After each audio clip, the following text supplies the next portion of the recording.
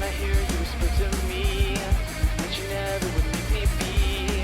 I can feel my body echoing for you now. Do you know what you do to me? It's like a fantasy, I wanna never leave. But isn't it a little funny that you're the one controlling me?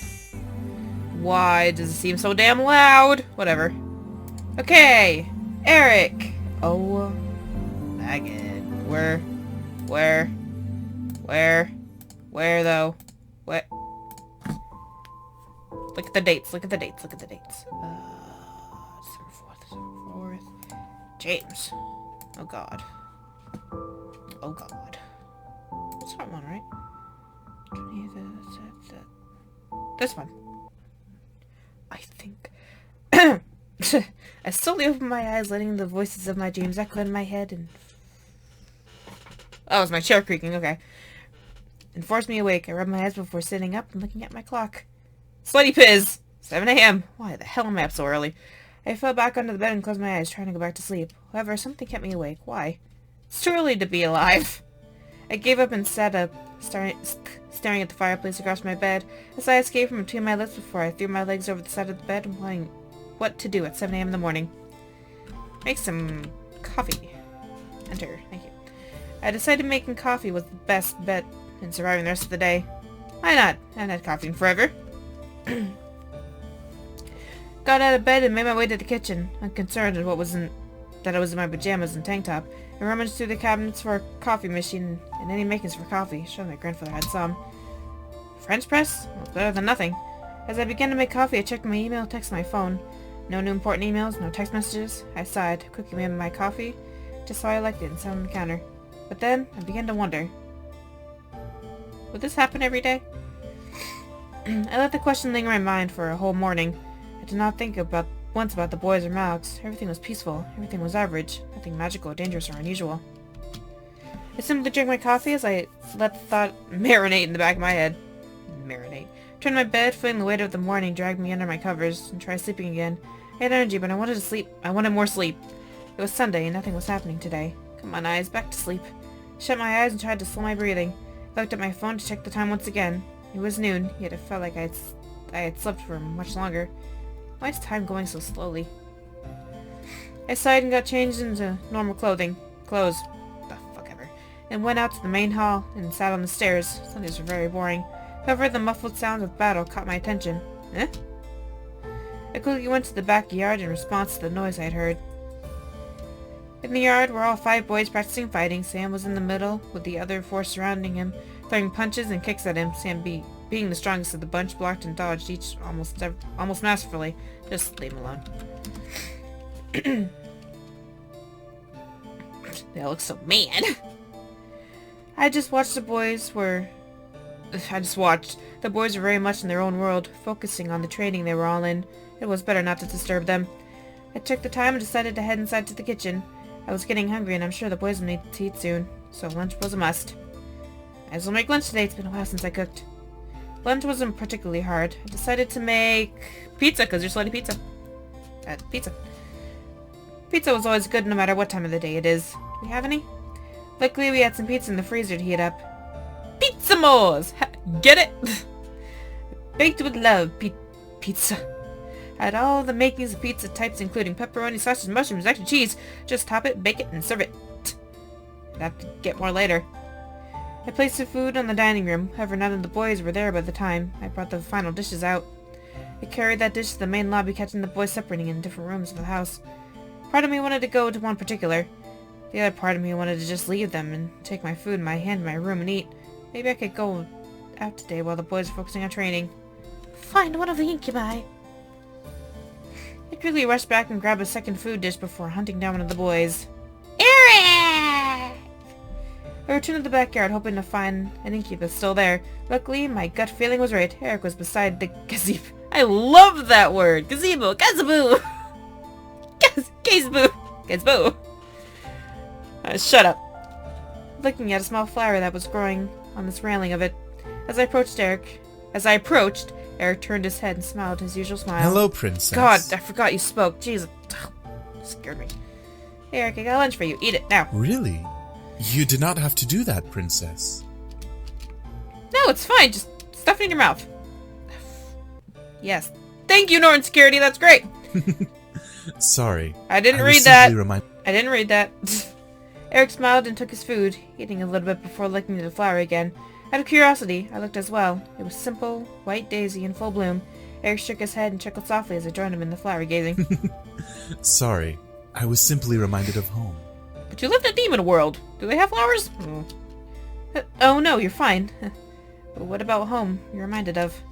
Eric looked at the sky with a soft sigh and a smile before looking to the flower again. The castle, mainly. Despite us not being there anymore, it was still our home. And a white flower reminded you of that. Okay. We grew up there our entire lives as brothers. There wasn't a day that went by when we weren't all doing something exciting.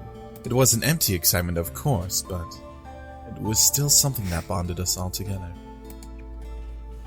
Eric slightly trailed off, looking lost in the nostalgia of his thoughts. I didn't know if I wanted to bother him while I remembered something so obviously important to him. He's gonna want to tell you more, so, but, just in case. Back. Tell me more, please. Yeah. Eric turned again to me with a slightly surprised look. You wish to know more? Why not? I'm really curious about the place you lived in. Rabbit, what are you doing? Eric nodded before looking at the flower again, after oh, she's playing with her damn ball. She keeps scaring me. Stop it! You little brat. Before looking at the flower again, after a second, he gained a look of realization before looking at me again. Would you like me to show you something instead? Does it involve pants and no pants? I tilted my head in confusion, but nodded none. Shut up! She does that while I'm sleeping. It's great. Just wonderful. But nodded nonetheless. What was I expecting could not have... What I was expecting could not have prepared me for what I saw. Stop throwing yourself! She's just tossing herself across the cage with a friggin' ball. Eric gently brushed his fingers against the petals of the daisy, making it gently quake at his touch. As the daisy abnormally shivered, its petals, what is wrong with me? Its petals shifted from white to purple. My gosh! The yellow center gently faded into a pink hue as the stem began to burn black. I could only stare at it as Eric plucked the flower from its place and presented it to me. Watch closely. Watching. Kept my eyes to the flower as Eric began to mutter something. It sounded close to Latin, but I wasn't sure. Regardless, the flower began to glow in Eric's hand. Small crystal-like spores floated up from the pink center and began to form a circle in the air. As the circle closed, the center filled with smoke, forming a screen of some sort. It was misty, so I couldn't see anything. What are you doing? Just watch. Okay. I raised an eyebrow, but I followed his instruction. Eventually, the mist faded away, revealing a large throne room. Oh! It was all of stone and tile, with the throne itself covered in red fabric and gold metal, despite it being a mirror image. A magic mirror. I felt small looking at the side of the throne room. Pretty, wow. That's our castle. It's a wonderful place. Servants and parties galore. Huh. Does your father sit on the throne when he's at parties? Very much so. He despises dancing and socializing, so he makes the throne his home. And watches over his subjects. Do you think he's still there now? He must have struck a small chord with Eric, because he hesitated before responding. Eric smiled only slightly. We don't know. When we left, we didn't look back. However, we are sure he's still there, since no one followed us out of the abyssal plains. I bit my lip. Maybe I shouldn't have asked. I felt really bad. However, I didn't feel it for long. The magic suddenly stopped. Stop it! Stopped and faded away, while Eric dropped the daisy, and the daisy turned back to its white and yellow color. Eric dropped to a knee, groaning in pain. Jesus! Eric, are you alright? Yes, princess. What happened? I'm fine. I just used too much energy, that's all. Oh, I get it. You set that up. You set that... okay. I dropped to a knee to try to examine Eric closer. His face was pale, while his purplish eyes shifted back and forth between purple and gold. Wow, creepy. His breath was heavy, which concerned me. Used too much energy? Energy? That meant he needed more. Please don't worry, princess. I'm fine. Don't worry your beautiful head about it. I just want to say, that was his own damn fault. Fucking kiss the bastard. I felt responsible. I had to help. I quickly grabbed Eric's face and tilted his head to angle with mine. Shifting myself closer, I brought my lips to his and kissed him deeply. I didn't know if this would help, but it was how he got energy before. I shut my eyes, waiting for the draining feeling to reappear in my body. However, Eric gently grabbed my shoulders and forced me back. I opened my eyes and stared into his frightened golden eyes in surprise. At the same time, I noticed a pink hue run across his face. Princess? What are you doing? Oh my god, he sounds so terrified! Hold on, I'm gonna listen to the line again. He sounds so damn terrified. Princess? What are you doing? It's like, whoa, bro. What are you doing? Whoa. Over the line. I don't know why, but I felt both irritated and accomplished at the question, and at the look he was giving me. Where was his flirting? Where was his cocky smirk? From what I remembered, he took advantage of me when we met, yet now he was somehow acting inferior to me. I grabbed his hands and removed them from my shoulders, tangling my fingers with his. I'm trying to help you, damn it! I give you some of my energy. You used your energy to show me that sight, so it was to pay you back for that. Unless you don't want me to help. Well, I've already taken your energy once before. I just... Hi. That was before. Want to give energy now? Just let me. All of a sudden, I felt that familiar feeling of warmth. Stop with the music. Run through my body once again. My body slightly heated up as Eric quickly released my hands and wrapped them around my waist, dropping to both knees in front of me. We're on the gazebo, right? At least we're not on the roof. Let's just be thankful for that. He stared at me with desire in his gaze. As he pulled my body to his, Eric leaned his forehead into mine, letting the tips of our noses gently caress each other as he spoke. Well, at least it didn't bump. You spoiled. Holy crap, I love this. Oh, I love this picture. Kill me. So pretty. So I'm trying to figure out where to put my mouse. Before I knew it, I was on top of Eric. I think you might have that wrong. I stared wide-eyed as he pulled me into a hot and passionate kiss with a gentle hand on the back of my head. Eric's other hand rested on a small of my back while I rest... Wait, okay, something's wrong. Dude! Move myself to straddle... No! You're not doing it right! Why are you being so forward? To be comfortable in the kiss, the energy from my body was slowly draining, making me feel light and warm. It was almost pitiful how comfortable and how willing I was in the situation. Still, I held no regrets. I was enjoying every damn bit of it. While Eric held me, I gently rolled both of us so that he wasn't on me. Okay, there we go. Matthew just comes out there just rolling around on the grass. Sorry. Just rolling around. Kissing me hotly and holding me tightly. I was tempted to wrap my legs around him, but I remained focused on the kiss. Good. Focus on the thing that you're doing now. Whatever. It was better that I was on bottom anyway, with my energy slowly fading from my body. However, the draining feeling suddenly stopped as Eric pulled away and looked down at me. I stared up at him and we both panted for air. Rolling around will get you tired. I'd never kissed like that before. I was so lost in the moment that... Bullshit, you haven't kissed like that before. Forgotten how to breathe. Eric, however, didn't move from me. But moved a strand of hair. I had forgotten how to talk from my face. I was still full of desire. I'm completely full. And yet, I still desire you. This game is for really kinky girls, isn't it? Not kinky, horny. What the hell? I can feel the hold of his mind-altering spell fade away, but I still felt hot. Something told me that I wanted more. But at the same time, I wasn't sure if I truly wanted to give any more. Keep going! Enter. Thank you. I opened the opportunity and I was enjoying it as much as he was. I wanted more and I was going to let him keep going. I repeat, wanted to keep going. I reached up, pulled him down, and kissed him, giving him silent approval. So keep going. I could feel him pulling the tail of my bow. I always start with the bow. Why can't I ever start like the pants? Releasing it and following his hand up from around my neck, he moved the ribbon to the ground beside me before gently unbuttoning the top buttons in my blouse, stopping at the buttons above my stomach. Why don't you boys ever finish a job? Damn!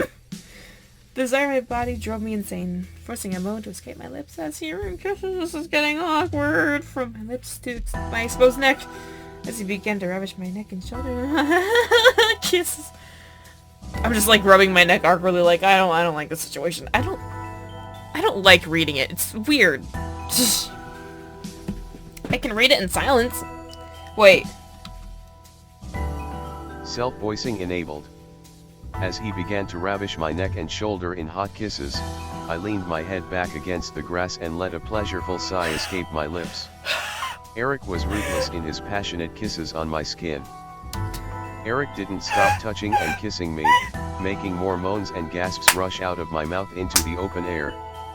He was full, but he was as hot as I was. I couldn't even comprehend how much time we spent making out. I was so lost in the pleasure that I didn't care. Call it sinful, but I didn't care. I loved it, his touch, his kiss, his heat. I desired it beyond anything at that I'm just moment, gonna let this go. even as he lowered his kisses down my chest to just above my bra. My heart was beating wildly in my chest. Oh my god. Something about Eric intrigued me immensely, but something made my heart quicken for him. It couldn't have been love, but it was too passionate to be lust. I just want y'all to know, I accidentally did this in the Always Remember Me video, the last one. I don't know if that's up yet, before this or whatever, but I didn't know it worked on this game too, and I'm so happy. What was it? However, I began to feel dizzy, Oh my god. seeing the sky start to spin almost Oh my wildly. god. I gripped onto Eric's shoulders, trying to signal him to stop, but my mind faded to black before I could let out another sound. I felt good. That's enough of you. Self-voicing disabled. That's enough of you. Okay, we're not gonna do that again. Funny as hell though. I didn't care that I was blacked out. I felt warm and fuzzy in the darkness. I never knew indulging in that kind of passion would be that good. I now waited to awaken, hopefully in a good way. My eyes eventually fluttered open, adjusting to the sight around me. I felt familiar silks underneath me, letting me know that I was in my bed. I slowly sat up, stretching from the tiredness that still lingered. I felt a very soft pain on my neck and shoulders. I could feel my swollen lips pulse gently and healing. However, when I looked down at my body, I saw that my shirt had been pulled back up and rebuttoned, as if nothing happened between me and Eric. I was just missing my ribbon. The boy can never finish a job! None of these boys can finish a job! None of them! None of them! Before I turned to get out of bed, though, I spotted my ribbon on a pillow beside me, beside the one I slept on. It was tied in a nice bow around a daisy. Around the daisy. Aww. Had picked with a small note attached to it. Oops. I gently slipped the note from the tie and opened it to read it. You've spoiled me, my princess. I am eternally grateful that you let me indulge like that. Have a good rest. You're creepy sometimes. You're really creepy, you know that? I struck the note, letting a small smile grace my lips. Spoiled him. I enjoyed it despite the first-time circumstances. It was cute, though, to imagine him thanking me for something we both did and enjoyed. I brought the daisy to my nose and gently inhaled its soft fragrance, letting the memories of our meeting flood my mind. I indulged myself too, Eric. Don't worry about it. I looked at the time out of curiosity. The large white numbers on my phone showed 5:31 p.m. Yikes, 4 hours being knocked out, and I still feel tired? It was Sunday, so I was allowed to sleep longer if I wanted to. And we're gonna end it here. I know. I didn't finish the scene thing, but whatever. I got us up to record, and that was... Self-voicing enabled. The remainder of the night passed by, surprisingly uneventful. The boys continued to train with each other but were kind enough to stop and make me dinner. I was glad for that. Self-voicing disabled. There. He finished it for me. I'll see you guys in the next episode.